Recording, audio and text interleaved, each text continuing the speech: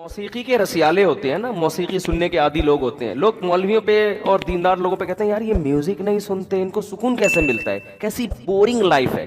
میں نے بہت دفعہ ایک واقعہ سنا ہے. ہماری ایک کزن تھی, اب ہماری کزنیں بھی بیان سن رہی ہوتی ہیں, بہت پرانا واقعہ ہے, اس کو سمجھ میں نہیں آئے گا کہ اس کی بات ہو رہی ہے. تو تھوڑا سا ان کا لائف اسٹائل ذرا لگژری تھا, تھوڑا سا ماڈرن قسم کے. تو ہمارے گھر میں آئی تو میری جو ہمارے گھر کی خواتین ہیں ان سے کہنے کیسا بورنگ تم لوگ کی زندگی ہے, کیسی بورنگ زندگی, نہ کوئی مووی دیکھ رہا ہے یہاں پہ, نہ کوئی میوزک چل رہا ہے, وہاں آرام سے ہمارا تو جوائنٹ فیملی تھی پہلے, بہت پرانی بات ہے.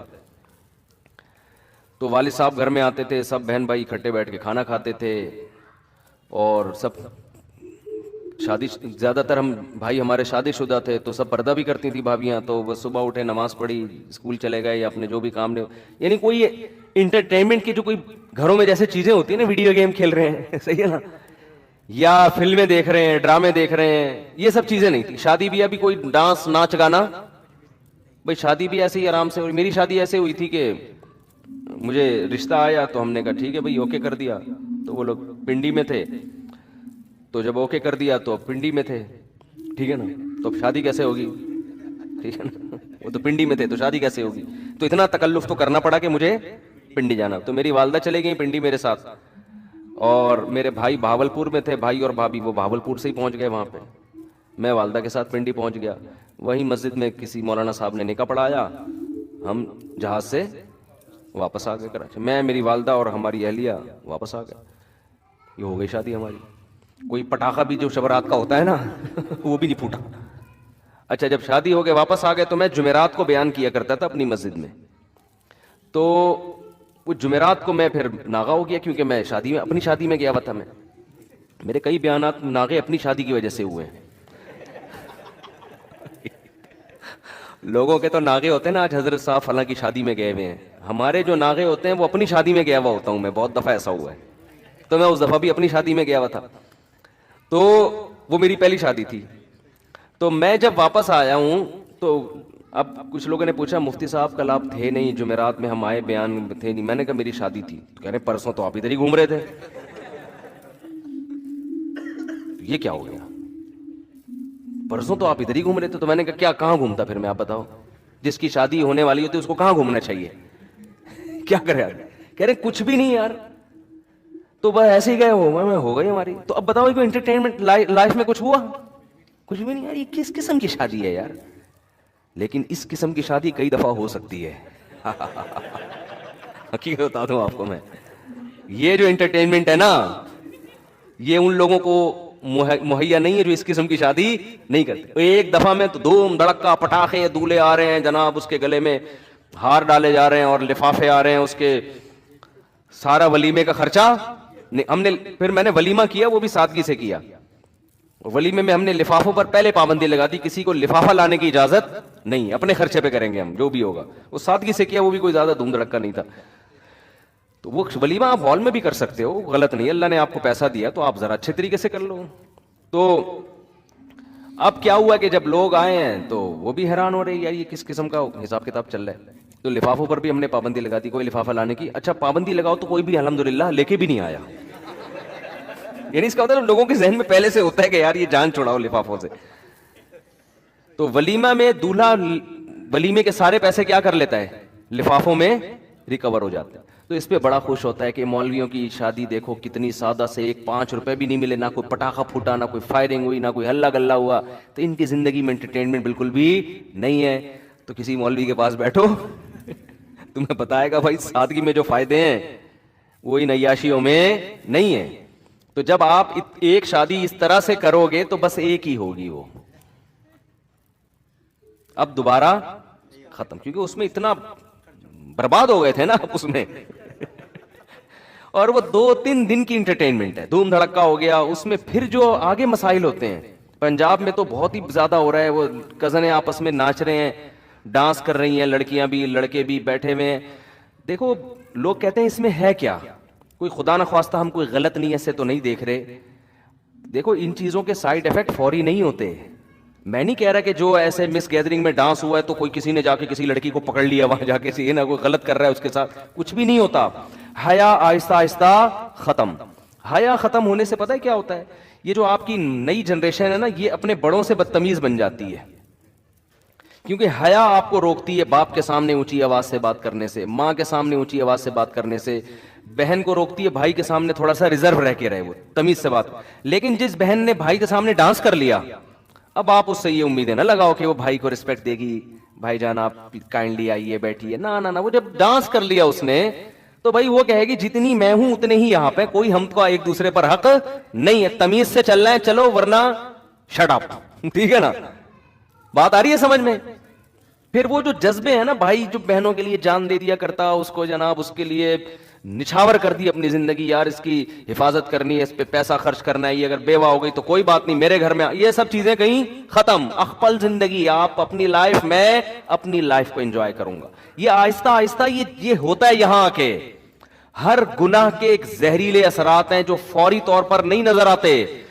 گورے سے یہی تو غلطی ہوئی ہے. اس نے کہا جو لبرل لوگ یہی تو غلطی کرتے ہیں، کہہ رہے کیا ہو گیا، گانا سنتا ہے تو کیا ہو گیا، گانا سننے سے کیا ہو گیا، ڈانس کرنے سے. یہ جو بےہودہ قسم کے، ایک تو وہ اتنگ ہوتا ہے بیچارے ہمارے کے پی کے والوں کا، وہ تو ویسے سادہ طریقے سے نا ایسے گول گول گھوم رہے ہوتے ہیں، وہ تو ڈانس ہی نہیں ہوتا نا، وہ تو ویسے ہی تو وہ قبائلی ایک رقص ٹائپ کا ہوتا ہے، تو وہ تو ایک الگ چیز ہے. لیکن یہ جو پراپر یہ جو، اب میں اس کو یہ نہیں کہہ رہا کہ وہ کیا کریں آپ لوگ، لیکن اس پہ یہ والا بیان نہ فٹ کر دیں کہ ان پہ فتوے لگا دیں جا کے. وہ کیا کر رہا ہے بیچارہ، تھوڑا سا ہل رہا ہے نا وہ شادی میں سادہ طریقے سے. تو ہر چیز کی ایک، بھائی سگریٹ کے جو اصول ہیں وہ چرسیوں پہ تھوڑی لگیں گے، چرس الگ چیز ہے، ہیروئن. میں ہیروئن کے خلاف بیان کروں، آپ سگریٹ والوں کو جا کے فتوے دینا شروع کر دو تو وہ ایک الگ چیز ہے. کے پی کے میں یا بعض دیہات میں ہوتا ہے کہ وہ کیا ہوتا ہے کہ تھوڑا سا ڈھول رکھ کے نا، اتنگ کہتے ہیں اس کو، اتنگ کہتے ہیں نا، وہ تھوڑا سا اتنگ مار رہے ہوتے ہیں. وہ افغانستان میں سنا ہے کہ وہ جو مجاہدین تھے نا وہ بھی کرتے تھے. لڑائی سے پہلے نا مجاہدین کی عادت تھی افغانستان میں، جو نہیں رشیا کے خلاف لڑتے تھے، پھر یہ طالبان کا بھی سنا ہے، یہ لوگ کیا کرتے تھے کہ جب بھی جنگ سے پہلے نا تھوڑا سا ڈھول بجا کے یہ والا اتنگ کرتے ہیں، یہ تھوڑا سا گھومتے ہیں، یہ تھوڑا سا وہ کرنے کے لیے اپنے آپ کو موٹیویٹ کرنے کے لیے کہ ہم کوئی جنگ کو ٹینشن ہی نہیں لے رہے. تو خیر، تو یہ جو ڈانس مانس آج کل ہو رہے ہیں، ان میں ہوتا کیا ہے، جب آپ کی حیا نکلے گی تو اب اس کے پھر آگے جا کے سائیڈ افیکٹ بہت خطرہ. ماں باپ کہتے ہیں ہماری بیٹیاں ہمارے کنٹرول میں نہیں. او بھائی کنٹرول میں کیسے ہیں؟ جب ایک لڑکی اپنے والد کے سامنے ڈانس کر رہی ہے تو باپ کا مقدس رشتہ اور حیا ویا ختم. اب وہ نہیں ہوگا کہ وہ ابا کو، آپ اپنی بچیوں کو عادی بناؤ باپ کو دیکھ کے سر پہ دوپٹہ لے لیا کریں، وہ تو دیکھو آپ کا کتنا احترام کرے گی، آپ کی بات مانے گی، آپ کی مرضی کے خلاف نہیں چلے گی. اور یہ چیز ترقی میں رکاوٹ نہیں بنے گی. اگر جوان لڑکی اپنے ابا کو دیکھ کے تھوڑا سا سر پہ چادر لے لیتی ہے، یہ چادر نہیں لیتی، تھوڑا سا ریزرو ہو جاتی ہے کہ بھئی ابا آ رہے ہیں، تھوڑا سا گلے میں دوپٹہ لے لو، تو کیا اس سے ترقی کا کیا تعلق ہے بھائی؟ یعنی لوگ سمجھتے ہیں اگر ہم اتنی تہذیب اور تمدن کے ساتھ چلیں گے نا اپنے گھروں میں تو ہم تو انگریز کا مقابلہ کر ہی نہیں سکتے. ابے بھائی اس سے اللہ کی قسم کوئی تعلق نہیں ہے. یعنی ان چیزوں کے یہ جو دماغ میں آپ لوگوں نے بٹھا لیا ہے نا کہ ہم اپنے گھر میں مذہبی ماحول لے کر آئیں گے تو ہمارے اچھے ڈاکٹر نہیں پیدا ہوں گے، اچھے انجینئر نہیں پیدا ہوں گے. میں آپ کو حلفیہ کہتا ہوں اس سے زیادہ اچھے پیدا ہوں گے. کیونکہ تمیز والا آدمی جس کی سوچیں دائیں بائیں نہ گھومتی ہوں، وہ زیادہ اچھے طریقے سے پڑھ بھی سکتا ہے، زیادہ اچھے طریقے سے. دیکھو جامعۃ الرشید جب سے آیا ہے نا عصری تعلیم میں، ہمارے طلبہ کو جامعۃ الرشید نے جب سے کہا نا کہ ڈاکٹر بھی بنو، انجینئر بھی بنو، ایم بی اے بھی کرو، بی بی اے بھی کرو، یہ سارے ڈگریاں، الحمدللہ جامعۃ الرشید کا رزلٹ دوسری یونیورسٹیوں سے آگے ہے. حالانکہ یونیورسٹیوں میں کو ایجوکیشن ہے، استاذوں کا احترام ہے، مگر اتنا نہیں جو مدرسوں میں ہے. سمجھ رہے ہیں نا؟ وہ فلمیں بھی دیکھنے جاتے ہیں. مجھے تو خود یونیورسٹی کے لڑکے بتاتے ہیں اپنی گرل فرینڈ کے ساتھ سینما گھر چلے جاتے ہیں، ان کے ابا کو پتہ ہی نہیں ہوتا. ابا سمجھ رہے تھے کہ بچی کہاں گئی ہوئی ہے، یونیورسٹی گئی ہوئی، تو ہم تو چلے جاتے ہیں، فلم بھی دیکھ کے آ جاتے ہیں. تو وہ ساری آزادی وہاں دی ہوئی ہے، کوئی تنگ ماحول نہیں ہے. جامعۃ الرشید کا ماحول کیا ہے؟ تنگ ماحول ہے. وہاں گرل فرینڈ ہے ہی نہیں، سارے اپنے جیسے لڑکے داڑھیوں والے، وہ بھی وہی نظر آئیں گے اس کو. تو کوئی انٹرٹینمنٹ کا ماحول نہیں ہے. لیکن آپ رزلٹ دیکھو، الحمدللہ رزلٹ دیکھو آپ کبھی. ابھی تو اللہ کا شکر ہے پتہ نہیں 10-12 کمیشن آفیسر نیوی میں گئے ہیں جامعۃ الرشید کے. 2 साल पहले मैं मेरे शागिर्द भी हूं, मैं उनसे मिला हूं, मेरी एक तस्वीर भी यूट्यूब पे शाया हुई थी, आपने देखा होगा, नेवी के ऑफिसर खड़े हुए, बीच में मैं खड़ा हुआ हूं, तो उनमें ज्यादातर हमारे शागिर्द थे। तो ये दिमाग में ना आप लोगों ने खामखा में एक चीज बिठा ली है कि यार बिल्कुल ऐसा अय्याशी दे दो तो तरक्की ज्यादा होगी, तरक्की ज्यादा नहीं होगी। आप कह सकते हो अंग्रेज ने इतनी अय्याशी में कैसे तरक्की कर ली। ओ भाई, अंग्रेज अगर इतना अय्याश ना होता, इससे 10 गुना आगे निकल चुका होता, समझ रहे हैं ना। जैसे एक आलिम कहने लगे कि लोग कहते हैं ना, उलमा कहते हैं कि सूद हमारी मुआशी, सूद जो है ना, सूदी निजाम जिस कंट्री में होगा तो मईशत क्या हो जाएगी, बर्बाद। अब सवाल पैदा होता है फिर अमेरिका इतना पावरफुल क्यों है मईशत में, फ्रांस इतना पावरफुल क्यों है। वजह उसकी ये कि उन्होंने मईशत की तरक्की के और इतने असबाब इख्तियार किए हुए हैं कि एक सबब है ना सूद, वो तबाही का जरिया नहीं बन रहा। अगर वो सूद को भी खत्म कर दें अपने मुआशरे से, तो आज वो मुआशी जिस सतह पे पहुंचे हुए हैं उससे 10 गुना आगे जा चुके होंगे वो। हमारे यहां मुआशी तरक्की के कोई असबाब नहीं है, और सूदी निजाम से जो होनी चाहिए थी तरक्की वो भी नहीं हो पा रही। और तनजुल की तरफ करेंसी देख लो ना, 25 साल पहले का आप 10 रुपए उठा के, 10 लाख रुपए उठा के देखो, या 10 रुपए उठा के देखो, और आज देखो, जमीन आसमान का फर्क है, जमीन आसमान का फर्क।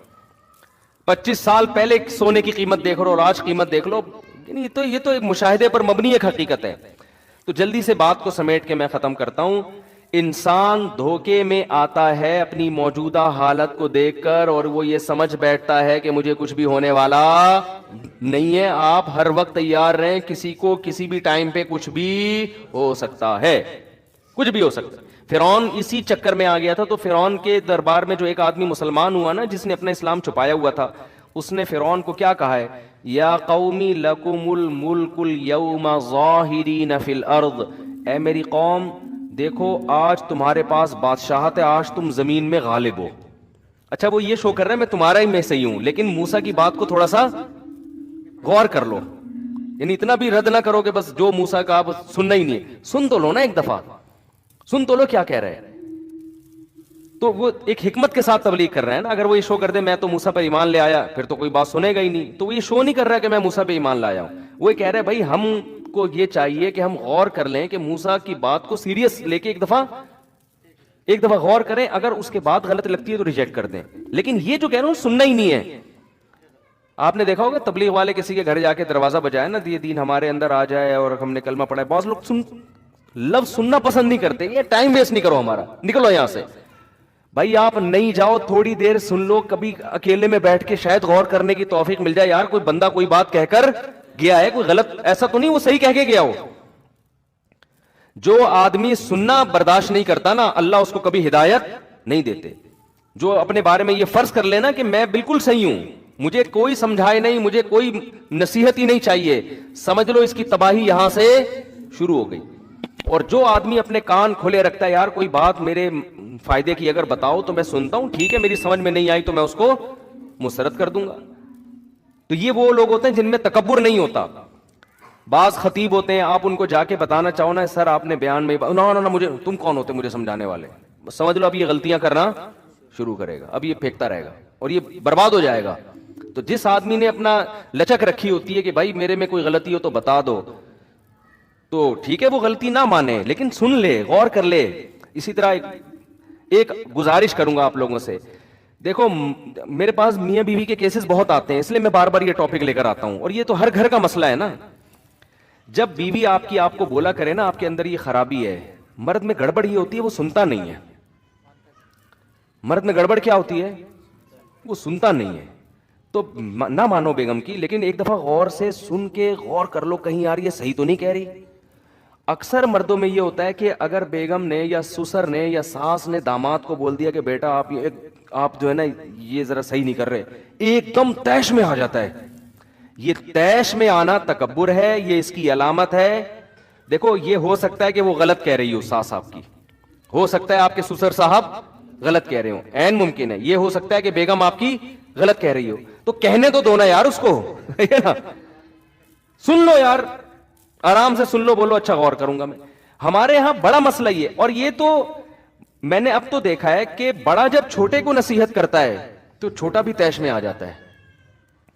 शरीयत तो ये कहती है छोटा अगर बड़े को कोई बात बता दे तो बड़ा भी तहम्मुल से सुन ले कि यार शायद सही कह रहा हूं, लेकिन हमारे यहाँ क्या हो रहा है, बड़ा अगर छोटे को कहेगा ना, बाप अगर बेटे से कहेगा कि बेटा देखो तुम्हारे अंदर ये बात ठीक नहीं है, तो बेटा फौरन गुस्से में आ जाता है।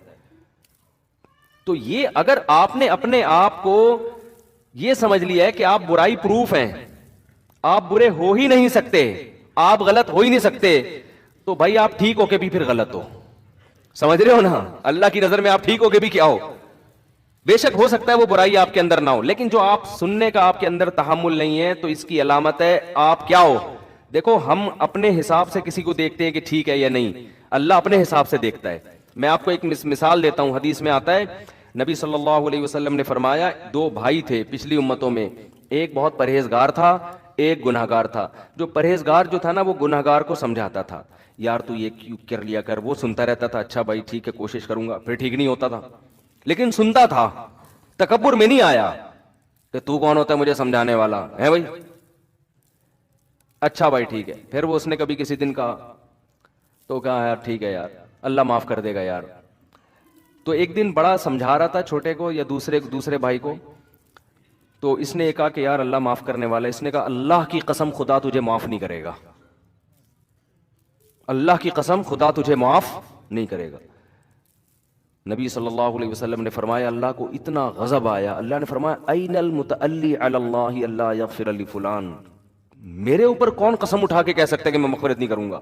अल्लाह ने दोनों को मौत दी, उसको बख्श दिया जो गुनहगार था, और इसको जहन्नम में डाल दिया अल्लाह ने। आप कह सकते हैं यार एक बात पर सारी नेकियां खत्म हो गई उसकी, बज़ाहिर तो लगता है ना माज़ अल्लाह को ये जुल्म तो नहीं हो रहा। असल बात ये कि उन नेकियों की बेस क्या थी, वो नेकियां तो तकब्बुर की बेस, वो नेकियों की बेस ही गलत थी।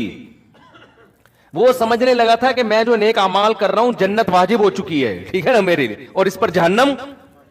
तो जब आपके ये कॉन्सेप्ट ही गलत है, तो इसका मतलब अल्लाह की नजर में वो गुनहगार नेक तो नहीं था, लेकिन आपसे ज्यादा नेक था वो, क्योंकि आपकी नेकियों की बेस ही गलत थी। आपको तो नेकी करनी चाहिए थी भाई, हम अल्लाह को खुश करने के लिए कर रहे हैं, अल्लाह अपने फजल से नेक लोगों को जन्नत में दाखिल करता है, अल्लाह पर लाजिम नहीं है, मैं तो नेक करके भी मैं अल्लाह का शुक्र कहां अदा कर रहा हूं। आपको ये सोच के करना चाहिए था। और दूसरे पे आपने जो अल्लाह पे कह दिया कि अल्लाह मग़फ़िरत कर ही नहीं सकता। ये इसकी मिसाल ऐसे जैसे कोई किसी से चंदा मांगने के लिए जाए, उसकी मर्जी दे ना दे। एक आदमी किसी सेठ साहब के पास गए जो बड़े सखी थे, जो हर एक को लुटाया करते थे ना, बड़े सखावत, और उनको अपनी सखावत पे बड़ा नाज भी था। आपने क्या किया कि एक आदमी उन सेठ साहब के पास चंदा लेने के लिए गया, इत्तेफाक से उस दिन सेठ साहब ने उसको किसी मसलहत से नहीं दिया, मना कर दिया। आपको जब पता चला, आपने कहा कि वो सेठ तो बड़ा कंजूस आदमी है, अब आएगा सेठ को गुस्सा। आई बात समझने, सेठ क्या करेगा, उसको फकीर को जिसको रद्द किया था ना बुलाएगा और ब्लैंक चेक पकड़ा देगा उसको, बोले भाई इसने मेरे पे कंजूसी का जो ताना लगाया ना, ये ताना मैं बर्दाश्त नहीं करूंगा। मैंने तो तुझे किसी मसलहत से नहीं दिए थे पैसे, लेकिन अब उससे बड़ी मसलहत आ गई है कि मुझे कंजूसी का ताना दिया जा रहा है, ये ले इस पे करोड़ों रुपए लिख दे, करोड़ों तेरे हो गए। तो वो आदमी तो मुस्तहिक नहीं था करोड़ों का, लेकिन जो सेठ होता है ना, जो कंजूसी के ताने को बर्दाश्त नहीं करता, वो अपने आप से इस ताने को खत्म करने के लिए उसको करोड़ों का मालिक बना देगा कि अब कह के बता के मैं कंजूस हूं। यहां भी यही हुआ है, क्योंकि अल्लाह जवाद और करीम है ना, अल्लाह बुखल और कंजूसी का ताना बर्दाश्त नहीं करता। अल्लाह ये ताना बर्दाश्त नहीं करता कि मैं रहीम और करीम नहीं हूं, सही है ना, ये ताना अल्लाह को बर्दाश्त नहीं है। अब अल्लाह गुनहगार को सजा दे रहा है, उसमें उसकी मसलहत है, उसका कानून यही है कि गुनाह होगा, वजह और मसलहत क्या है, अम नजअलुल मुत्तकीन कल फुज्जार। अल्लाह फरमाता है अगर मैं सारे गुनाहगारों को बख्श दूं, सजा ही ना दूं, तो जो गुनाह से बचे हैं और जो गुनाह करने वाले हैं वो सेम हो जाएंगे। तो बचने वाले कहेंगे अल्लाह जब सभी की मग़फ़िरत करनी थी तो हमें इतना तकल्लुफ़ करने की जरूरत क्या थी, ठीक है, हम नमाज पढ़ रहे हैं फजर की, हम जनाब रोजे रख रहे हैं, हम नजरों की हिफाजत कर रहे हैं, और ये ताड़ू एक नंबर का, कोई आंटी इसने महल्ले की छोड़ी नहीं है, ये भी उसी जन्नत में, मैं भी उसी जन्नत में, तो हम भी यही कर लेते, हम भी ताड़ू बन जाते। तो कुरान कह रहा है अम नजअलुल मुत्तकीन कल फुज्जार, ये कैसे हो सकता है कि मैं नेक लोग और परहेजगारों को एक जैसा ठिकाना दे दूं। तो आम उसूल अल्लाह का यही है, गुनहगार को मिलेगी सजा, वो सजा भुगतने के बाद जन्नत में जाएगा, और नेक आदमी وہ پہلے ہی جنت میں جائے گا، اور جنت میں جائے گا بھی اونچے درجات میں. تو قانون یہی ہے. اب اسی قانون کے مطابق اللہ تعالیٰ چاہتے کیا کرتے، جو بھائی گناہگار تھا اس کو کیا ملنی چاہیے تھی؟ سزا. اصول تو یہی تھا. لیکن جب اللہ کو تانا دے دیا نا کہ اللہ تو اللہ کی قسم مغفرت کر ہی نہیں سکتا، یہ ایسے جیسے بڑے سیٹھ کو آپ کہہ دو خدا کی قسم اس کی جیب سے کوئی 5 روپے نکال کے دکھائے، وہ کہے گا بھائی تو میرے مجھے کیوں چیلنج کر رہا ہے؟ ٹھیک ہے نا، مجھے کیوں چیلنج کر رہا ہے؟ وہ 5 نہیں، وہ 5 کروڑ نکال کے دے گا، اور آپ کو تپانے کے لیے دے گا وہ.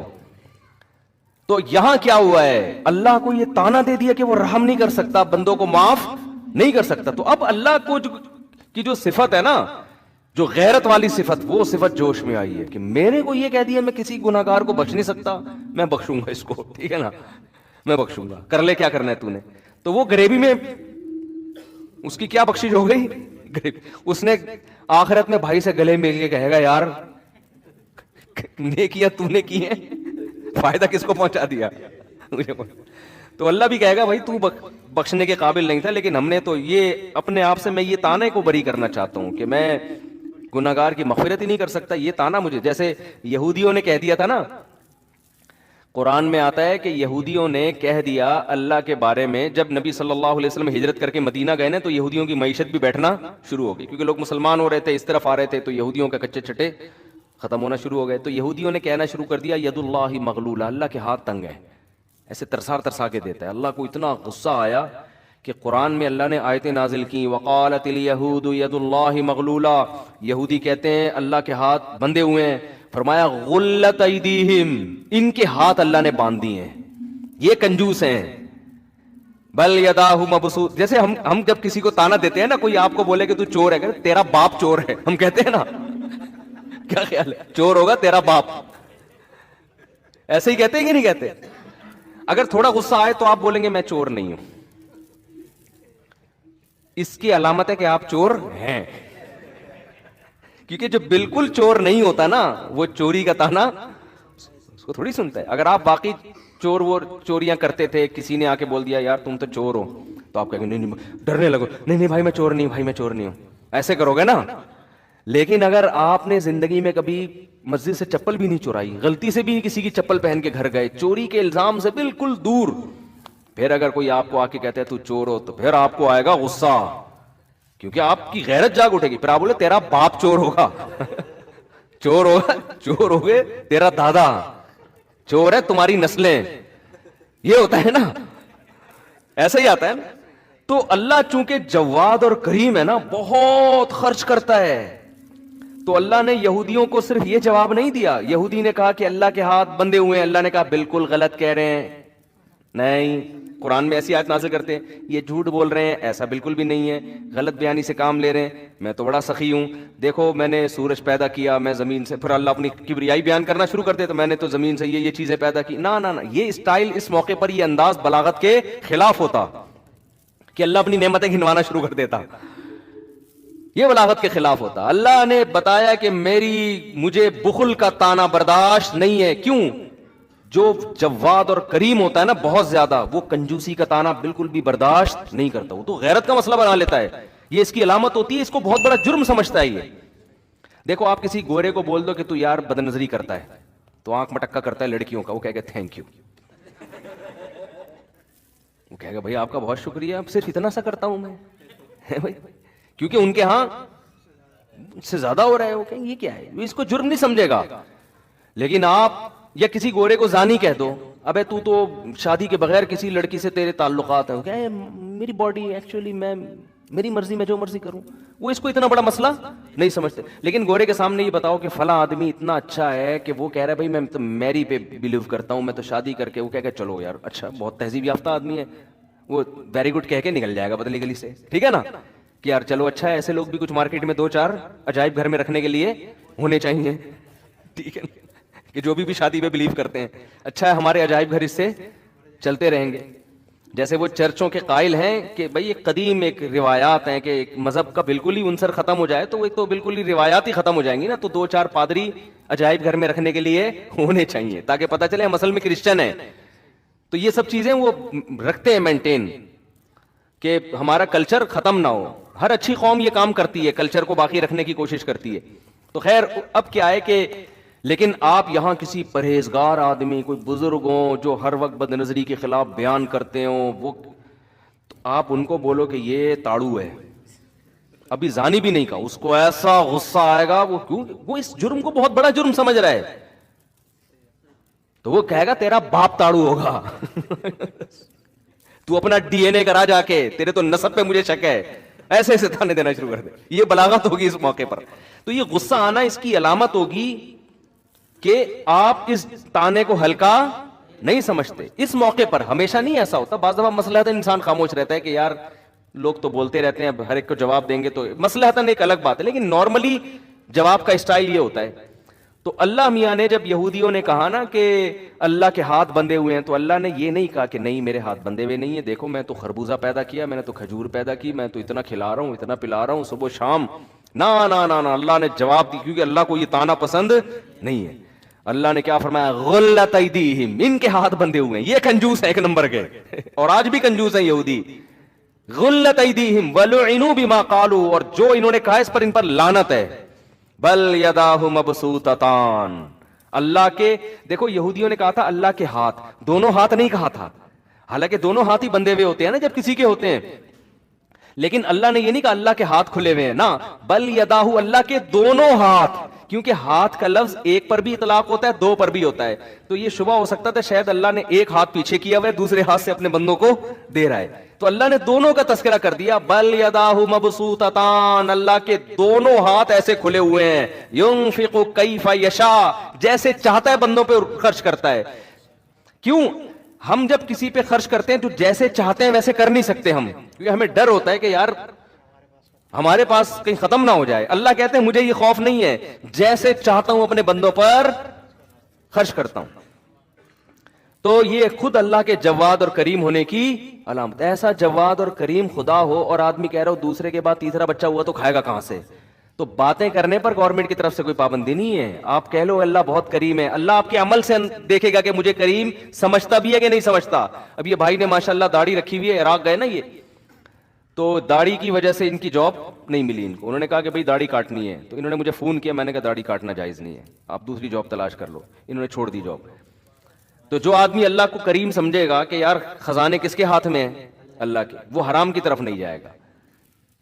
لیکن ہم کیا ہو رہا ہے کہ سارے گناہ کر کے، تو سب گناہ کر کے ہی آپ نے اگر کمانا ہے تو پھر اللہ کریم کا کیا مطلب ہوا؟ گورا کہتا ہے تم بھی اسباب پہ یقین کرتے ہو، میں بھی اسباب پہ یقین کرتا ہوں، تم بس اللہ کو کہہ دیتے ہو کہ وہ رزق دینے والا ہے، تو میں بھی کہہ دیتا ہوں، تو فرق کیا ہو گیا؟ کافر میں مسلمان میں فرق یہ ہے کہ مسلمان اسباب اختیار کرتا ہے روزی کے، لیکن ناجائز کی طرف نہیں جاتا. کیوں؟ وہ کہتا ہے اسباب سے نہیں ہے، رزق دینے والا کون ہے؟ اللہ ہے. پھر بھی اگر رزق نہ ملے نا تو سمجھ لو کہ اللہ کی مصلحت میرے ساتھ یہی ہے، وہ مجھے آزمانا چاہتا ہے. کیونکہ جس کے پاس ہو وہ نہ دے رہا ہو تو کوئی مصلحت ہوتی ہے نا. باپ کی جیب میں پیسے بھرے ہوئے ہیں، بچہ جیب خرچی مانگ رہا ہے، باپ نہیں دے رہا، اس کا یہ مطلب نہیں ہے کہ بھائی باپ ظالم ہے. باپ کچھ اور چاہ رہا ہے، باپ چاہ رہا ہے تمہارے لیے بڑی پراپرٹی خرید لے، اس سے باپ چاہ رہا ہے کہ تمہاری عادت نہ خراب ہو جائے، تم کہیں عیاشیوں میں نہ پڑ جاؤ. تو کوئی مصلحت سے نہیں دے رہا تو اسی میں خیر ہے. تو بعض دفعہ اللہ کسی کو زیادہ روزی دے دیتا ہے، بعض دفعہ کسی کو تنگ روزی دیتا ہے کسی مصلحت سے. جس کی روزی تنگ کر دی وہ اسی میں خوش رہے کہ اسی میں میری خیر ہوگی. تو بات کو ختم کرتا ہوں میں. تو فرعون کو، حامان کو دنیا کی ظاہری حالت دیکھ کر یہ خیال گزرا کہ ہم ہمیشہ اسی طرح رہیں گے. جوان آدمی یہ سمجھتا ہے میں ہمیشہ اسی طرح رہوں گا، خوبصورت یہ سمجھتا ہے میں ہمیشہ ایسا ہی رہوں گا، دولت مند سمجھتا ہے میں ہمیشہ ایسے ہی رہوں گا. بھائی یہ تھوڑے دن میں ٹائم ختم. اور جب آپ کا ٹائم آئے گا نا، پڑے ہوئے ہوگے بستر پہ اور قسم فرسی کی زندگی گزار رہے ہوگے، تو آپ کو اور مجھے عبرت ہوگی، لیکن ہمیں دیکھ کے دوسرے کو پھر بھی عبرت نہیں ہوگی. سمجھ رہے ہیں؟ ہمیں تو عبرت ہو جائے گی یار ہم کیا کرتے رہے ہیں، ٹھیک ہے نا، جہاں تو کہیں اور رہے ہیں، تیاری ہم نے کہیں اور کے لیے کی. نظر سوئے دنیا، قدم سوئے مرقد، کہاں جا رہا ہے کدھر دیکھتا ہے. قدم ہے قبرستان کی طرف، دل لگا رہا ہے بحریہ ٹاؤن کے پلاٹوں میں. ابے بحریہ کے قبرستان میں ہی دل لگا لے تو، کیوں؟ وہ تو یقینی ہے نا، بحریہ ٹاؤن جو بھی جائے گا بالآخر وہاں کے قبرستان میں تو جائے گا. تو وہاں کا کی طرف توجہ ہی نہیں ہے. تو شاعر نے کہا ہے، مرقد کہتے ہیں قبر کو، نظر سوئے دنیا قدم سوئے مرقد. تیری نظر دنیا کی طرف ہے، چل کے کہاں جا رہا ہے؟ قبر کی طرف. کہاں جا رہا ہے کدھر دیکھ رہا ہے. ایک آدمی کے سامنے گٹر کا ڈھکن کھلا ہوا ہو اور وہ پیچھے دیکھ کے جا رہا ہو تو اگلا کہے گا بھائی جدھر کو جا رہا ہے دیکھ بھی تو ادھر ہی کو نا یا تو ادھر ہی جانا شروع کر دے جہاں کو تو جا رہا ہے. دیکھ پیچھے رہا ہے بلڈنگوں کی طرف نا, خوبصورت بلڈنگ ہے یار زبردست, اور ادھر کو چلتا ہوا جا رہا ہے, آگے گٹر کھلا ہوا ہے.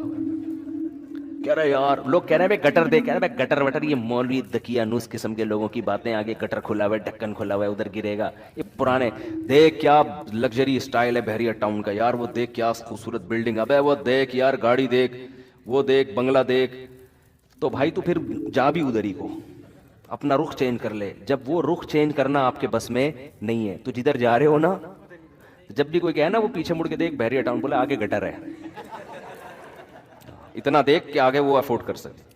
تو جب بھی آیا نا کہ یار یہ بنگلے یہ گاڑیاں, ابے آگے قبر ہے, ٹھیک ہے نا, جا کہا رہا ہوں. کوئی 40 سال کا ہو گیا, 50 سال کا ہو گیا, 15 سال رہ گئے, 10 سال رہ گئے, اور یہ بھی نہیں پتا ہے. گٹر میں تو پتا ہوتا ہے 3 فٹ کے بعد جا کے گروں گا, حقیقت ہے, تھوڑا احتیاط کرتا ہے, چلو جب قریب پہنچیں گے تو دیکھ لیں گے, لیکن وہاں تو پہلے سے ہی دیکھ رہا ہوتا ہے. تو قبر کا بھائی کچھ نہیں پتا کہ 10 سال لگیں گے, 20 سال لگیں گے, 15 سال لگیں گے, یا کل انا للہ ہو جائے, کچھ پتا. ابھی آج جنازہ آیا دولہا کا, ولیمہ تھا, ایک رات زوجہ کے ساتھ گزاری, ولیمہ جس دن تھا ہارٹ اٹیک سے انتقال ہو گیا. تو کتنا یہ ہوتا ہے. اور یہ تو پھر بھی ایک رات گزاری. میں ایسے دولہا کو جانتا ہوں, ہمارے جاننے والے تھے, دولہا بیوٹی پارلر جا رہا تھا, جس دن نکاح تھا نا اس کا, بارات بیٹھی ہوئی ہے شادی میں, اور وہ بیوٹی پارلر جا رہا ہے بائک پہ اپنے دوست کے ساتھ, کسی کراچی میں, یہ پیٹرول پمپ کے قریب نا, یہ جو نازم آباد پیٹرول پمپ نہیں ہے, یہاں کیا ہوا ہے کہ ایک بائک سلپ ہوئی ہے, پیچھے مزدہ والا سر کو چل کے چلا گیا. کیا گزری ہوگی والدین پر, یار ہمارا بیٹا آج اس کی شادی ہو رہی ہے, دولہا بنا ہوا ہے, دلہن پہ کیا گزری ہوگی, وہ اس کی پچ کا وسر آ رہا ہے. تو یہ سب اللہ بچائے ہم سب کو عافیت میں رہا, اللہ سے عافیت مانگنی چاہیے, لیکن یہ سب دنیا میں ہو رہا ہے, اس لیے دل لگانے کا کوئی آپشن ہے ہی نہیں ہمارے پاس. کام سارے کرو, دل نہ لگاؤ. اسلام آپ کو کام سے منع تھوڑی کرتا ہے. بھائی کیوں ٹینشن کیوں لے رہے ہو بھائی, ہو بھی سکتی ہے شادی, ہو سکتا ہے جس دن طے ہو اس سے پہلے انا للہ ہو جائے. ہمارے حضرت فرماتے تھے کہ جس دن میری شادی ہو, ہمارے حضرت کی, تو فرمایا کہ میں, جب جوان آدمی کی شادی ہوتی ہے تو اس کو خوش ہونا تو چاہیے نا اس دن. آج کل کچھ لوگ ہو رہے ہیں, کچھ نہیں ہو رہے, وہ مجھے نہیں پتا, لیکن ہونا چاہیے ایکچولی اس کو اس دن بہت زیادہ. میں اس لیے کہہ رہا ہوں کہ خوش ہوتا ہے, تو وہ کچھ لوگ کہیں گے ہم تو خوش نہیں تھے, تو وہ ان کا مسئلہ ہے. تو ویسے نارملی انسان کو خوش ہونا چاہیے. تو حضرت نے فرمایا کہ میری جب شادی ہوئی نا, اور جو نظر کی حفاظت کرنے والے لوگ ہیں, جو پاک دامن لوگ ہیں, ان کو نکاح میں لذت بھی اللہ نے زیادہ رکھی ہوتی ہے. تو حضرت فرماتے ہیں کہ میں جب گھر والوں کے پاس جانے لگا تو میں نے دل میں سوچا کہ اگر اس وقت موت کا فرشتہ آئے اور کہ چل بھائی آخرت کے لیے, تو تیرے دل پہ کیا گزرے گی. ہے بھائی, آدمی اصولی طور پر شاید ہم جیسے نالائق ہوتے ہیں, ہم کہتے ہیں اللہ 3-4 دن تو مہلت دے دے, اتنے عرصے کے بعد پہلی دفعہ شادی ہو رہی ہے. طارق مسعود صاحب ہوتے تو چلو کوئی مسئلہ نہیں تھا, کئی دفعہ ہو چکی تھی پہلے بھی. ارادہ بھی ایک کا ہو, حضرت کا تو ایک ہی کا ارادہ تھا, ایک ہی کی انہوں نے, وہ تو دوسری کی, وہ تو کہتے تھے یہ جس نے کوئی غم نہ ہو, جیسے کہتے ہیں نا بکری پال لے. تو کیا حالت ہوگی. اور پاک دامن, اور ہمارے حضرت کی صحت بھی بڑی زبردست تھی. میرے شیخ حضرت مفتی رشید احمد صاحب رحمہ اللہ تعالیٰ لدھیانہ کے, پنجاب کے تھے, سب صنوبر کے تنے جیسا ان کا قد تھا ماشاءاللہ, بہت زبردست صحت حضرت کے. جب بھی کئی واقعات ہیں حضرت کے, جب بھی تو نہیں کہہ سکتا, واقعات ہیں انوار الرشید میں جو ان کی کتاب ہے اس میں لکھے ہوئے ہیں کہ کلائیاں توڑی ہیں پھڈوں کے دوران, ٹھیک ہے نا, پہلوانوں کی کلائیاں توڑی ہیں, تھے دبلے پتلے. تو لیکن جب ان کی لڑائیاں ہوئی ہیں نا پھڈوں کے دوران, پہلوان کی کلائیاں توڑی ہیں, 2-3 پہلوانوں کی, کسی کی کلائی توڑ دی, کسی کا سیٹنگ آؤٹ ہو گئی, بھاگ گئے وہ. تو بہت زبردست فائٹ کرنا جانتے تھے, بڑی خاندانی صحت رکھی ہوئی تھی. تو صحت مند آدمی وہ تو ظاہر ہے اور زیادہ اس کو نکاح میں رغبت ہوتی ہے.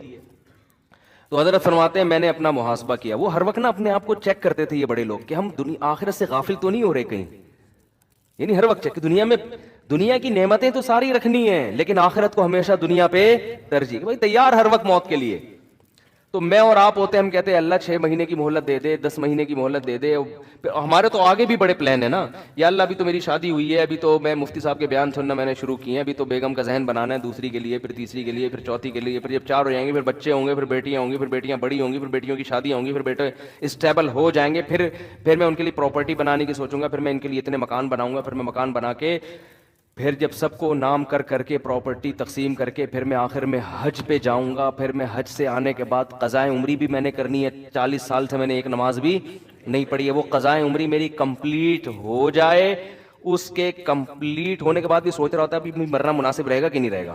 وہ 2-3 کوئی چیزیں رہ تو نہیں گئی ہیں, ابھی بھی سوچ رہا ہوتا ہے کہ ابھی مناسب ہے کہ نہیں. تو بچے بھی ہو گئے, بچوں کی شادیاں بھی ہو گئیں, سارے کام دھندوں سے فارغ ہو کر پھر 4 مہینے بھی تبلیغ میں بہت عرصے سے سوچا. نیک لوگوں کی بات کر رہا ہوں, جو برے لوگ ہیں وہ تو کہتے ہیں سوال ہی پیدا نہیں ہوتا کہ میں دنیا سے جاؤں, یہ تو ہو ہی نہیں سکتا. جو نیک ہے پرہیزگار ہیں ان کی بات. پھر آخر میں یار ہم 4 مہینے بھی تبلیغ میں, ہم نے کب سے سوچا ہوا تھا جب سب کاموں سے فارغ ہوں گے تو حج کیا, پھر 4 مہینے کے لیے تبلیغ میں جا کے فارغ ہو کر آئے. پھر اے اللہ, پھر اگر فرشتہ آ جائے تو مجھے شاید کوئی اعتراض نہ ہو. یہ بہت نیک آدمی کی بات کر رہا ہوں, تھوڑا سا بھی ہوگا کہہ گئے پھر بھی نہیں, صحیح ہے نا, پھر بھی نہیں. تو ہم میں سے ہر شخص نے یہی پلان کیا ہوا ہے. 4 کا شاید نہیں کیا ہوا لیکن ایک میں ہی کہ بچے ہوں گے, پھر بیٹیوں کی شادی ہو جائیں گی, پھر حالانکہ بچے بھی ایک آدھ ہو رہے ہیں کہ کیا پلان کرنا ہے یار ان 2 بچوں کے لیے, تو نے چھوڑ دے ان کو یار, چھوڑ دے ان کو, یہ خود ہی پل جائیں گے. پلان کرنے کے لیے بچے تو ہوں یار, سب مزہ تو آئے یار. 25-30 بچے ہیں, آدمی پلاننگ کر رہا ہے یار, یہ والا کوئی تبلیغ میں بھیج دو, اس کو انجینئر بنا دو, اس کو آرمی میں بھیج دو. مزہ بھی آتا ہے پلان کرتے ہوئے. آپ کہو گے اتنے وسائل کہاں سے آئیں گے, ہو جائیں گے, ٹھیک ہے نا, اللہ نے چاہا. تو پلان کرنے کا مزہ بھی جب آتا ہے جب آپ کے پاس ہول سیل کے حساب سے اولاد ہو. پھر آدمی سوچتا ہے اس کو رکشے پہ لگا دے, اس کو WR, ایک کنڈکٹر WR کا بھی گھر میں ہونا چاہیے. اس کو ڈاکٹر بناؤں گا, اس کو میں سائنٹسٹ بناؤں گا, اس کو میں فوج میں کمیشن آفیسر بھیجوں گا, اس کو میں تاجر بناؤں گا. پلان کرنے میں مزہ آتا ہے. ایک آدھ بچہ ہے, تو نے جو بننا ہے نا بن کے بتا دینا مجھے کیا بننا, خود ہی اطلاع دے دینا. وہ پلان نہیں ہوتا. خیر, تو ہمارے حضرت کا کیا سوچ, فرماتے ہیں میرا نکاح ہوا, میری رخصتی ہو گئی, تو میں سوچ رہا ہوں کہ اگر اس موقع پر موت کا فرشتہ آئے تو مجھے دھچکا تو نہیں لگے گا کہ یار تھوڑا ٹائم مانگ لوں. حضرت فرمایا الحمدللہ. میں بار بار دل کو ٹٹولا, میں نے کہا نہیں, مجھے مرنے میں کوئی غم نہیں, کوئی غم انشاءاللہ نہیں ہوگا. صحیح ہے نا, یہ شریعت ہم سے یہ چاہتی ہے, شریعت ہم سے یہ چاہتی ہے.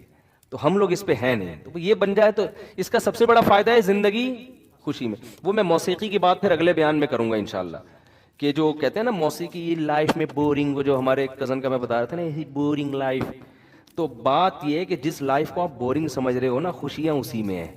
اور جس لائف کو آپ سمجھ رہے ہو نا انٹرٹینمنٹ, وہ ایسے انٹرٹینمنٹ ہے جیسے چرسی کو, ہیروئن کو چرس پیتے ہوئے مزہ آتا ہے, بس وہ چرس کے دوران ہی آتا ہے, اس کے بعد پھر ختم. پھر وہ زیادہ ڈپریشن میں جاتا ہے. چرسی, آپ کو پتا ہے جو لوگ چائے نہیں پیتے ان کو غصہ کم آتا ہے, چائے پینے والوں کو زیادہ. میں بھی پیتا ہوں چائے, عادت پڑی ہوئی ہے, لیکن کوئی بہت زیادہ یعنی بہت زیادہ فرق نہیں ہے. چائے تو سب سے کم درجے کا ہے نا, کیفین. نہ پیو تو اچھا ہے, پی رہے ہو تو میں نے 2-3 ڈاکٹر سے کہا, انہوں نے کہا یار سٹا نہیں لگا رہے, چرس نہیں پی رہے, تو چلو یار اتنا مارکیٹ میں چلتا ہے. اور مجھے چائے کی عادت لوگوں نے ڈالی ہے, میں نے چھوڑ دی تھی, 1 سال چائے چھوڑ دی تھی, فضول چیز ہے, کیا کرنا ہے پی کے.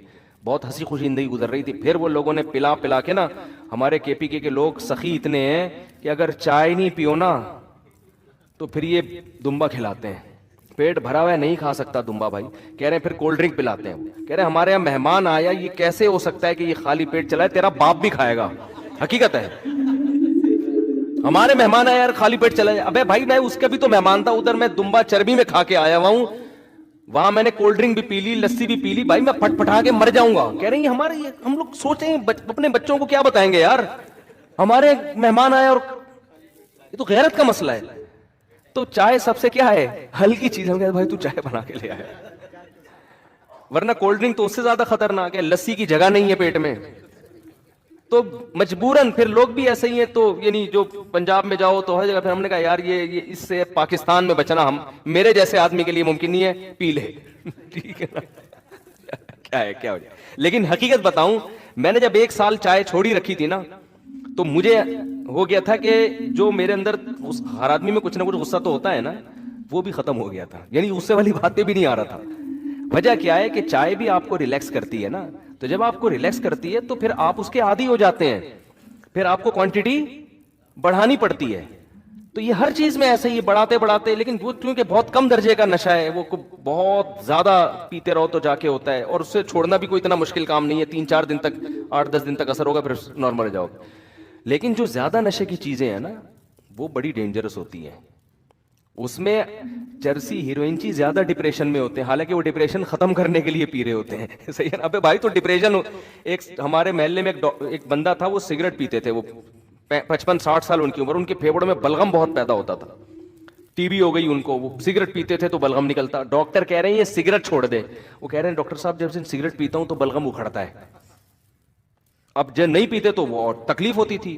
ڈاکٹر نے کہا یہ پیدا سگریٹ کی وجہ سے ہو رہا ہے, جب پینا چھوڑ دو گے تھوڑے دن تکلیف ہوگی, یہ پیدا ہونا ہی ختم. لیکن سگریٹ پینے والے کی کھوپڑی میں یہ بات نہیں آتی, وہ سمجھتا ہے سگریٹ پی کے میں ریلیکس ہو جاتا ہوں. ابے بھائی جو سگریٹ نہیں پیتا وہ پیے بغیر ریلیکس ہوتا ہے, ٹھیک ہے نا. جو تیری کنڈیشن سگریٹ پینے کے بعد بنتی ہے نا, تجھے خوشی محسوس ہوتی ہے, وہ جو اس کو سگریٹ کی عادت نہ ہو وہ سگریٹ کے بغیر وہ خوشی محسوس کرتا ہے. تو موسیقی اور یہ انٹرٹینمنٹ کا بھی یہی ہے کہ جو ان چیزوں کے عادی ہو گئے ان کو خوشی کے لیے یہ چیزیں چاہیے, نہیں ملیں گی تو ٹینشن میں جاتے ہیں.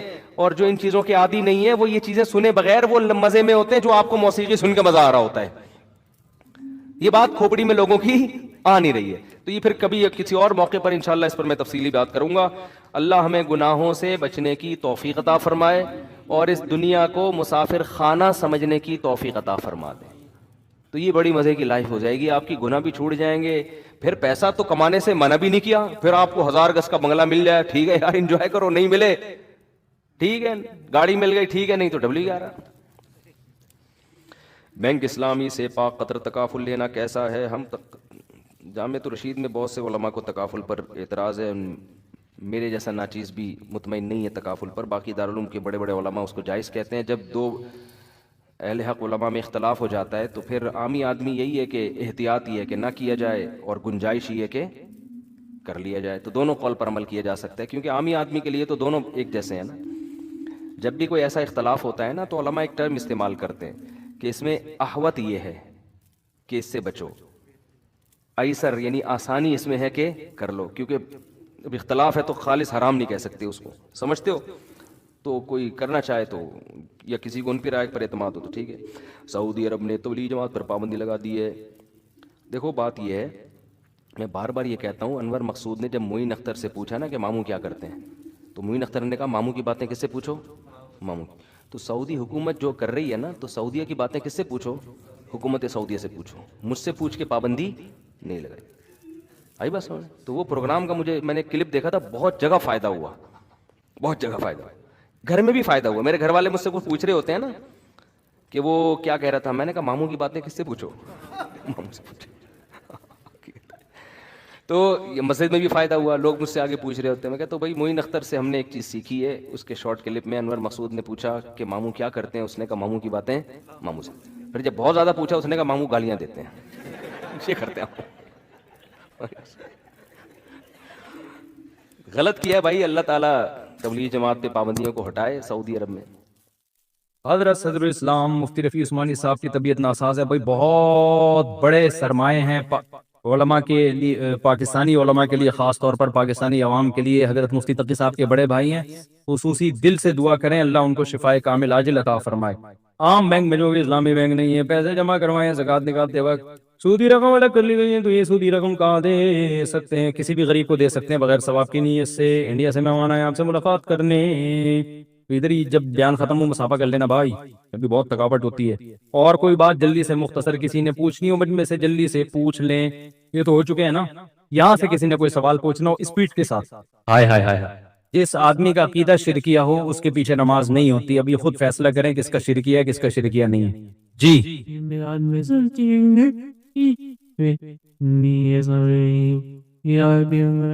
ہاں نہیں, پردہ ہوگا, پردے کے ساتھ رہیں, ٹھیک ہے نا. کزن سے, کزن کے لیے پردہ, آپ کا پردہ نہیں ہوگا کزن سے, کزن کا آپ سے پردہ ہوگا. پردہ مرد کا نہیں ہوتا, پردہ عورت کا ہوتا ہے. جی یہ والا نہیں ہوئے, اچھا میں سمجھا ہو گئے. حضرت والا کراچی کے ٹریفک سے تنگ آ گئے ہیں، رانگ سائڈ ٹریفک بہت آتا ہے، کچھ پتہ نہیں ہوتا کہ کون کہاں جا رہا ہے، کبھی صبر کا پیمانہ لبریز ہونے لگتا ہے، ڈر لگتا ہے کہ بائک سے اتر کر کسی کو پھوڑ نہ دوں، بے صبرا ہو جاؤں اور جس پر غصہ آ رہا ہے اس کو دو چار رکھ دوں۔ وہ بھی رکھے گا، جب آپ دو چار اس کے رکھیں گے تو 8 10 وہ بھی رکھے گا، اتنا نیک تھوڑی کوئی ہوتا ہے کہ آپ اس کے رکھیں اور وہ کچھ بھی نہ کہ وہ تھینک یو کہہ کے چلا جائے۔ باقی آپ نئے نئے کراچی میں آئے ہیں میرا خیال ہے آپ تو مسئلہ ہی کس نے پوچھا ہی نئے آئے ہیں کراچی میں، ہاں تو وہ تھوڑے دن میں عادی ہو جائیں گے۔ پھر جو تمیز سے ڈرائیونگ کر رہا ہوگا اس پہ آپ کو غصہ آئے گا، ابے کم بخت، یعنی آپ بولو گے ابھی یہ تو جو اسپیڈ لمٹ ہے اس کے اندر اندر کیوں چل رہا ہے تو یہ آپ کو تھوڑے دن میں سیٹ ہو جائے گی۔ ہوتا ہے جب نئے نئے کوئی کراچی آتا ہے تو شروع میں ایسا ہوتا ہے۔ دیکھو یہ کراچی کے جو کھڈے ہیں نا، یہ اللہ کی بہت بڑی رحمت ہے، اس کو عذاب مت سمجھو، حقیقت بتا رہا ہوں میں، اس سے کھانا ہضم ہوتا ہے۔ کراچی میں پیٹ کے مسائل بہت زیادہ ہیں، کراچی کی سڑکوں میں اسپیڈ بریکر زیادہ ہیں، سڑک کم ہے، کھڈے زیادہ ہیں، تو یہ اس کا فائدہ ہو رہا ہے، بہت فائدہ ہو رہا ہے اس سے۔ میں جب بھی کراچی آتا ہوں الحمدللہ کمر ومر کے سارے مورے اپنی جگہ سیٹ ہو جاتے ہیں، یہ تھوڑے دن میں سیٹ ہو جائیں گے انشاءاللہ۔ حضرت آپ نے فن والوں کے ساتھ اسٹوڈیو میں بیٹھ کر فنی ویڈیو دیکھی تھی جس میں عربی گانا بھی تھا اور میوزک بھی، تو کیا آپ اس بات کے قائل ہو گئے ہیں کہ فنی ویڈیو میں میوزک ہو سکتا ہے؟ مجھے تو پتہ بھی نہیں کہ فنی کچھ چل بھی رہا تھا اس میں، بعض دفعہ بیک گراؤنڈ میں میوزک چلا رہے ہوتے ہیں، وہ نہیں چلانا چاہیے، لیکن وہ میوزک مقصد نہیں ہوتا، وہ میوزک مقصد نہیں ہوتا، اپریشیٹ نہیں کرنا چاہیے اس میوزک کو، لیکن وہ جیسے آپ خبریں سن رہے ہیں پیچھے BBC سنتے ہو تو پیچھے میوزک چلتا ہے نا، اب یہ تھوڑی کہ BBC سننا ہی حرام ہو جائے گا، تو ایسے ہی وہ آج کل تو ہر جگہ بیک گراؤنڈ میں کچھ نہ کچھ چلا رہے ہوتے ہیں، تو وہ نہ سنا کریں، خود بخود آ رہے ہیں تو آنے دیں، اتنی سختی نہیں کرو اسلام میں یار، لوگ پتہ نہیں کیا کیا کر رہے ہیں، ڈسکو کلب میں جا کے ڈانس کر رہے ہیں اور کیا کیا ہو رہا ہے مارکیٹ میں، آپ نے بالکل ہی اس کو اتنا زیادہ پابندیاں لگا دیں۔ اس زمانے میں جو گنجائش کا پہلو ہے نا وہ نکالنا چاہیے، جو بھی مفتی معاشرے کی سوسائٹی کو سمجھے گا وہ گنجائش کے پہلو کو ہمیشہ ترجیح دے گا، جو اسلام کے بیسک چیزیں ہیں ان کو لوگ اگر چھوڑ دیں تو یہ بھی غنیمت، تو اس زمانے میں یہ بھی کافی ہے، تو اٹھا کے چوم کے رکھ لے بس قرآن پاک، نہیں کوئی ہدیہ نہیں۔ اب یہ جو فوجی لوگ پریڈ کرتے ہیں یہ بغیر میوزک کے ہو سکتی ہے؟ یعنی کچھ فتوے ایسے ہوتے ہیں جو مارکیٹ میں دینا آسان ہے، لیکن جب آپ کے پاس گورنمنٹ آئے گی تو وہ نہیں چلے گا، وہ پریڈ کرتے ہوئے جا رہے ہیں خاموشی سے، ایسا تھوڑی ہوتا ہے۔ کچھ جنگ کے موقع پہ دف بجانا یا موٹیویشن کے لیے اس طرح کی چیزیں، یہ تو فقہا نے بھی لکھا ہے جائز ہے، تو اس کی میوزک میں یہ کر لینا چاہیے کہ جو گانے بجانے کے میوزک ہیں یہ تو بالکل حرام ہے، اور وہ میوزک جو موٹیویشن کا ذریعہ بن رہا ہے ملی نغموں میں یا پریڈ وغیرہ کے دوران، اس کو ناپسندیدہ کہتے ہیں، مکروہ کہتے ہیں، اس کے لیے وہ کبیرہ الفاظ وہ والے استعمال نہ کریں جو بالکل ایک ڈسکو کلب میں جا کے انسان ناچ رہا ہوتا ہے نا۔ میں نہیں کہہ رہا کہ اس کو بالکل حلال کہیں، تھوڑا ہلکا رکھیں، جتنی شریعت نے جس چیز کو رکھا ہے نا اس کو اتنا ہی رکھیں، اس کو کہتے ہیں ناپسندیدہ ہے، مکروہ ہے، اس طرح کے الفاظ استعمال کریں، اس پہ وہ حکام لوگ بہت الٹا سیدھا کر رہے ہیں۔ جنید جمشید کی جب نظمیں آنا شروع ہوئی نا اس میں بھی تھوڑا بیک گراؤنڈ میں ہو رہا ہوتا تھا، لوگ کہتے تھے یہ دیکھو میوزک، میں نے کہا بھائی وہ ڈسکو کلب سے آیا ہے یار، اب اس کو اتنا تو کرنے دو تھوڑا سا، اس کو بالکل ہی آپ نے صوفی بنا کے وہ کیا کرے گا بیٹھ کے، پھر تھوڑا سا تو پھر اٹریکشن اس میں نعت میں یا کوئی اس میں پیدا کرنے کے لیے تھوڑا سا تو آواز میں ایکو پیدا، لوگ ایکو کے بھی خلاف ہیں بعض لوگ، تو تھوڑا ہولا ہاتھ رکھیں، مقصد صرف ہی ہے جی۔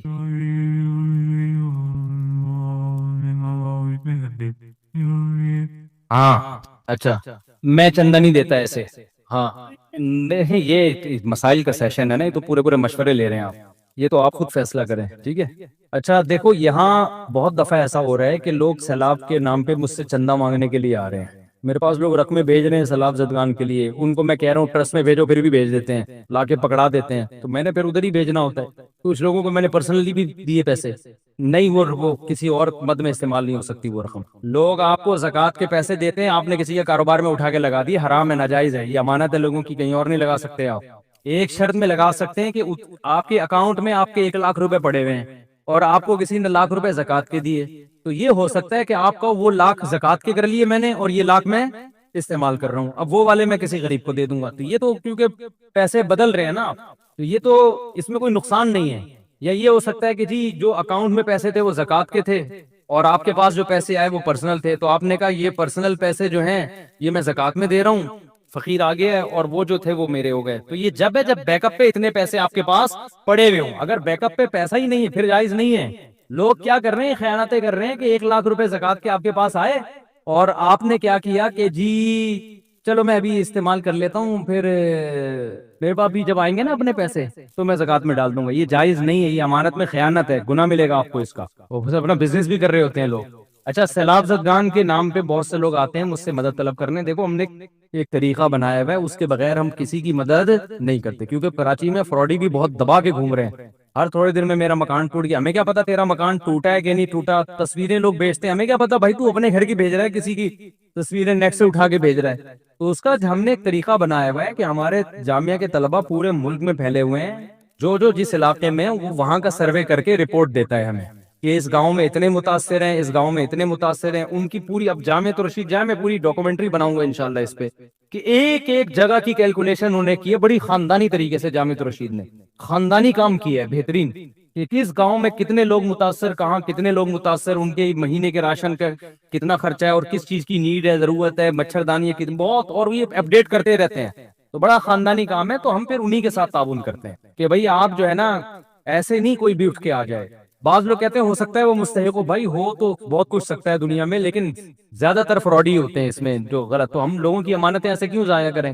اس کا پھر ایک طریقہ یہ ہے کہ آپ بھی یہی طریقہ استعمال کریں, سروے کروایا کریں, رپورٹ لیا کریں, پھر وہیں پھر ٹوکن دے دیتے ہیں جا کے, پھر ان کو کہیں بھی بلا لیا کسی ایسی جگہ پہ جہاں گاڑی جا سکتی ہے یا کشتی جا سکتی ہے, ایسی جگہ پہ ان کو بلا کے. اب ہیلی کاپٹر ہمارے بس میں نہیں ہے, سمجھتے ہیں نا, تو ورنہ تو بہت سی جگہ ایسی جہاں ہیلی کاپٹر کے علاوہ کام ہو ہی نہیں سکتا, تو وہ ایسے بالکل ہی ڈوب گئے ہیں وہ لوگ. تو اس طرح سے کام کریں. ہلر در میں اتنی بدنظمی ہو رہی ہے کہ کئی ٹرسٹ بیچارے جن کو پراپر سروے نہیں ہے, ایک آدمی کو 6 مہینے کا راشن دے دیا, اس کے پڑوس میں بھوکا مر رہا ہے, جو جا رہا ہے اس کو ڈبے دے کے آ رہا ہے, دوسرا بھی اسی کو دے کے آ رہا ہے, تیسرا بھی ان کو پتہ ہی نہیں کہ یہ پہلے 10 لوگوں سے لے چکا ہے. تو ڈسٹریبیوشن میں بہت گڑبڑیں ہو رہی ہیں. اس لیے جب بھی اس طرح کا کوئی بڑا کام کیا جاتا ہے پراپر طریقے سے, وہیں کے ہمارے یہ سہولت ہے کہ ہمارے طلبہ ملک کے چپے چپے میں الحمدللہ 20 سال سے ہم مدرسے میں پڑھا رہے ہیں نا, پورے ملک سے لوگ آتے ہیں, طلبہ جاتے ہیں, ان کا ریکارڈ ہے ہمارے پاس, کون سا طالب علم کہاں رہتا ہے, ان سے ہم رپورٹیں طلب کرتے ہیں, پھر ان کے ذریعے مدد کرتے ہیں. اس طرح سے کام آپ لوگ بھی اسی طرح سے کریں اگر کرنا چاہتے ہیں. ایسے ہلڑ دڑل میں جا کے بس لوگ کیا کریں, تاجر ٹرک لے کے گئے, وہ اکثر تو ٹرک راستہ میں اڑ جاتے ہیں اور پھر جا کے ایسے ہی پھینک پھاک کے آ گئے, تو وہ نہیں ہوتا, ایسے مزہ نہیں آتا. لوگوں کی امانتیں ضائع ہوتی ہیں اس طریقے سے. اور بعض لوگوں نے تو یہی لا کے رکھے, بارشوں میں سارا راشن ان کا تباہ و برباد ہو گیا. ان کو ذرا بھی خیال نہیں, کروڑوں روپے لوگوں کے آپ بارشوں میں برباد کر رہے ہو, راشن تباہ ہو رہا ہے. ایسے بھی ویڈیوز آ رہی ہے لوگوں کی. تو اس لیے کام کریں, پیسہ اللہ نے دیا ہے تو اس کو تمیز سے خرچ کریں. بےہودہ طریقے سے اسراف کر کے اڑانا ٹھیک نہیں ہے. وما علینا الا البلاغ, بہت مذاق ہو گیا. 2 پراٹھوں کا مطلب یہ نہیں ہوتا قیامت تک آدمی بولتا ہی رہے. گانوں میں کفریہ کلمات کا حکم. بہت سارے ایسے گانے ہیں جن میں کفریہ کلمات ہیں. اگر کوئی مسلمان اس جملے کو سمجھے بغیر انجانے میں وہ گانا گائے تو کیا اس کی وجہ سے وہ کافر ہو جائے گا؟ محمد تسلیم اختر انڈیا سے. نہیں, انجانے میں کافر نہیں ہوگا, لیکن گانا گانا مسلمان کو گانے نہیں گانے چاہیے. باقی گانوں میں جو کفریہ کلمات ہوتے ہیں, اس میں ایک بات سمجھیں کہ شاعری کے اصول اور ضابطے کچھ اور ہوتے ہیں. بعض دفعہ شاعر کسی چیز کو مبالغہ کر کے ایک بیان کر رہے ہوتے ہیں, اس پہ جو جذباتی لوگ ہوتے ہیں فوراً کفر کا فتویٰ لگا دیتے ہیں. یہ بھی غلط. شاعری کی دنیا ایک عام دنیا سے الگ ہوتی ہے. علامہ اقبال کی شاعری تھی نا شکوہ, اس میں اللہ سے بہت ساری شکایتیں کی. اب بعض لوگوں نے اس وقت متشدد لوگوں نے علامہ اقبال پہ کفر کا فتویٰ لگا دیا. صحیح جو سنجیدہ علماء تھے انہوں نے تو نہیں لگایا, لیکن بعض نے لگا دیا. تو وہ شاعری تھی, اس میں اللہ سے شکایتیں بھی ہو رہی ہیں, شکوے بھی ہو رہے ہیں. تو ایک نثر میں جب ہم عام نارمل حالات میں ایسی بات کر دیں تو وہ کفر کا فتویٰ لگے گا. شاعری کے اصول, میں یہ نہیں کہہ رہا شاعری میں کفر بکنا جائز ہے, میں یہ کہہ رہا ہوں کہ شاعر کی بات کو سمجھنے کی کوشش کرنی چاہیے کہ یہ کہنا کیا چاہ رہا ہے. تو اس میں جلد بازی نہیں کرنی چاہیے. کفر کے معاملہ ایسا نہیں ہے کہ کوئی بھی کچھ بات کہتے ہو آپ نے فوراً اٹھا کے اس کو کافر کہہ دیا. اور تو شاعری میں اگر آپ خود نہیں فیصلہ کر سکتے, کسی عالم سے پوچھ لیں, پڑھے لکھے سنجیدہ علماء سے, کہ بھئی یہ کافر ہے بھی یا نہیں ہے, یا یہ کلمات کفری ہیں, تو آپ کو بتائیں گے کہ بھئی یہ شاعری کا ناز ہوتا ہے. بعض دفعہ اللہ سے شکایتیں ہو رہی ہوتی ہیں, وہ شکایتیں صرف ایک ناز کے حکم میں ہوتی ہیں کہ ناز کیا جا رہا ہے اللہ کے ساتھ. تو اس میں جلد بازی سے کام نہیں لینا چاہیے فتویٰ لگانے میں اور کفریہ کافر کہنے میں کسی کو. مذہبی لوگوں میں بعض دفعہ بڑی شدت آ جاتی ہے, اس سے بڑے مسائل کھڑے ہو جاتے ہیں. تو واضح طور پر جب कुफरी या बात होगी या बेअदबी की बात होगी फिर बहरहाल उसको गलत कहा जाएगा। लेकिन घुमा फिरा के, जैसे वही है ना, चप्पल पे अल्लाह लिखा हुआ है, कुछ लोगों ने ला के दिखा, हालांकि वो नहीं लिखा हुआ था चप्पल पे अल्लाह, खुदा ना, कौन लिखेगा भाई चप्पल पे अल्लाह, तो मुझे ला के दिखाया वो यूं यूं बन रहा है। तो भाई ऐसे लकीरों से आप तसव्वुर, आप बादल में तसव्वुर करके देखें ना, आप फर्ज करेंगे अल्लाह लिखा हुआ है तो अल्लाह नजर आएगा आपको, आप फर्ज करेंगे कि कोई भालू बना हुआ है तो भालू नजर आएगा आपको। तो कुछ लोगों के दिमाग में कुछ ऐसी सॉफ्टवेयर बैठ जाते हैं कि वो हर चीज में उनको उल्टी चीज ही नजर आ रही होती है। तो एक हमारे दोस्त अच्छे खासे पढ़े लिखे बहुत लड़े मुझ पे कि ये अल्लाह लिखा हुआ है। मैंने कहा ये अल्लाह नहीं लिखा हुआ, चप्पल के तलवे पे नहीं लिखा हुआ, बहुत लड़े। तो वहां किसी इमारत पे वही डिजाइन हमें नजर आया, मैंने कहा कैसा खूबसूरत डिजाइन है, कह रहे जबरदस्त। मैंने कहा गौर करो ये अल्लाह लिखा हुआ है, तो कहा कहाँ लिखा हुआ है, मैंने कहा फिर चप्पल का डिजाइन, और मैंने कहा देखो वो एक ही डिजाइन था। तो चूंकि वहां वो इस नीयत से देख नहीं रहे थे तो उनको डिजाइन लगा, चप्पल के नीचे झांक झांक के वो देख रहे हैं कि क्या लिखा हुआ है, तो उनको लगा कि अल्लाह लिखा हुआ है। तो इसमें वहम भी होता है। तो जहां वाकई बेअदबी हो, गुस्ताखी हो, वहां तो ठीक है, लेकिन इसमें वहम का शिकार ना हो।